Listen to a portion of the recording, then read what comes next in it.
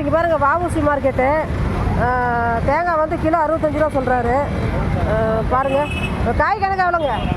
காய் கணக்காக 25 ரூபா 30 ரூபா. 25 30. கூறு கட்டி வச்சுருக்கிறீங்க 50 ரூபாய்ங்களா? சரிங்கண்ணா. தேங்காய் விலை அதிகமாக இருக்கு இல்லையா?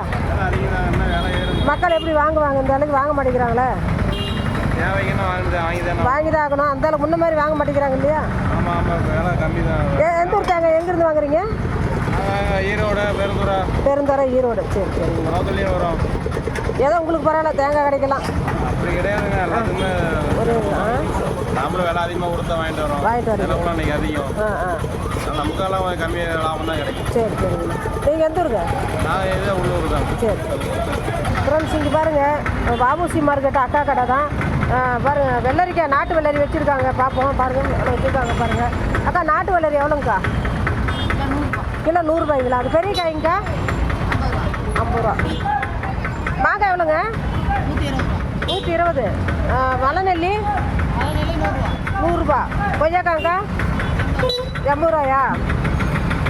ஸ்ட்ராபெரி வச்சுருக்கீங்களாட்டுக்குது எவ்வளோங்க? 80. பாக்ஸ் 80. பாக்ஸ் 80 ரூபா ஃப்ரெண்ட்ஸு.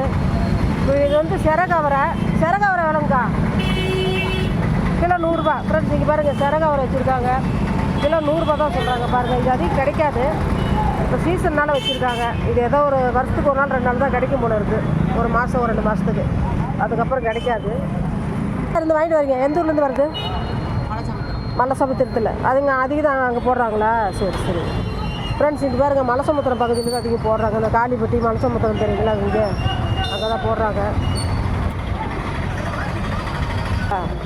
ஃப்ரெண்ட்ஸ் இங்கே பாருங்கள் 10 ரூபா தான் வந்திருக்கிற பெரிய கட்டை வச்சுருக்கிறாரு. நாட்டு மல்லி வச்சுருக்காரு. நாட்டு மல்லியெல்லாம் விற்றுட்டீங்களாடுது? பையில் வச்சுருக்கீங்களா? சாக்கில் வச்சுருக்கீங்க இல்லைங்களா? எவ்வளோ கொடுக்குறீங்க? 10 ரூபா தான். 10 ரூபாய்க்கு கொடுக்குறாங்க. பாருங்கள் இது ஆப்போசிட் தான் வச்சுருக்குறாங்க. இந்த அண்ணா எப்பயும் இந்த நாட்டு கொத்தமல்லி இந்த மாதிரிலாம் நிறைய வச்சுருப்பாரு.